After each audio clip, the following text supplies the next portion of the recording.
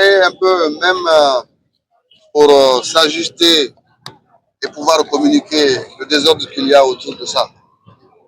C'est le reflet du comportement de tous les jours.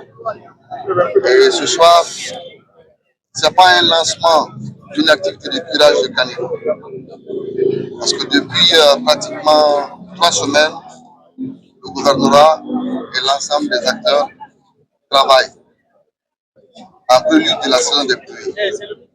Dans les conditions normales, on était censé commencer en ville. Et si vous voyez aujourd'hui que nous sommes jusqu'au niveau de Kenya, c'est parce que de la ville à Kenya, il y a eu des efforts qui ont été fournis. Alors, vous, hommes de médias, tout ce que nous vous demandons, dans le cadre de la lutte contre l'insalubrité, c'est un appui. C'est la conscientisation de nos populations. Ce qui se passe dans notre pays aujourd'hui, avec l'insalubrité, ça ne date pas d'aujourd'hui. Ce sont des comportements que nous avons adoptés, des comportements qui ont été tolérés, qui ont été banalisés pendant de nombreuses années. Il y a l'aspect technique, il y a l'aspect économique, financier, mais aussi il y a l'aspect civisme. Et même dans nos quartiers, vous vous rendrez compte qu'à un moment donné, les chefs de quartier, les leaders d'opinion et l'ensemble des acteurs qui ont un certain âge, qui sont à mesure de nous sensibiliser dans nos quartiers, aujourd'hui, la plupart de ces hommes, même les hommes de Dieu, ont tourné le dos par rapport à cette question d'insécurité.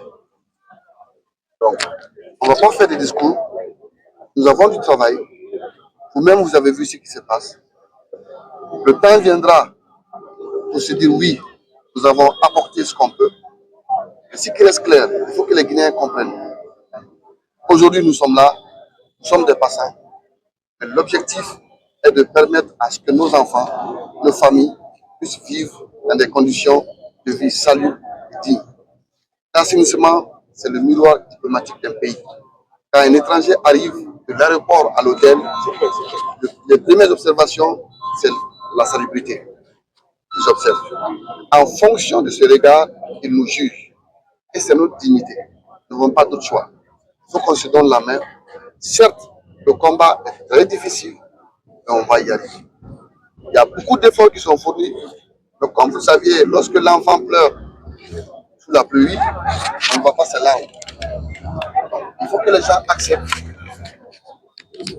de refuser catégoriquement de jeter les ordures dans la rue. On pense qu'on fait à quelqu'un. Non, c'est à nous-mêmes. Quand vous sortez de ce pays, vous avez un seul passeport, vous avez une seule nationalité. C'est la Guinée.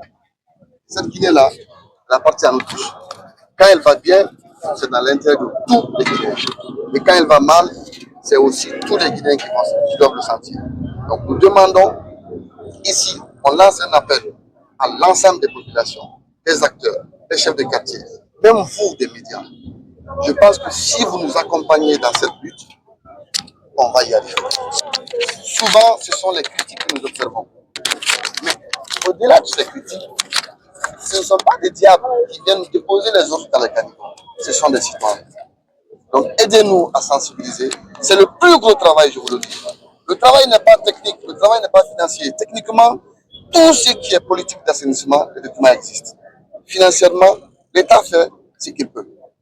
Mais dans les comportements de tous les jours, si nous ne changeons pas, c'est à nos risques et périls. Nous demandons à ce que vous nous accompagniez. Il y a du travail, les gens sont mobilisés, mettons-nous au travail et peut-être dans 6 mois, dans une année, on se retrouvera pour faire le bilan des actions que nous avons entreprises. Je vous remercie.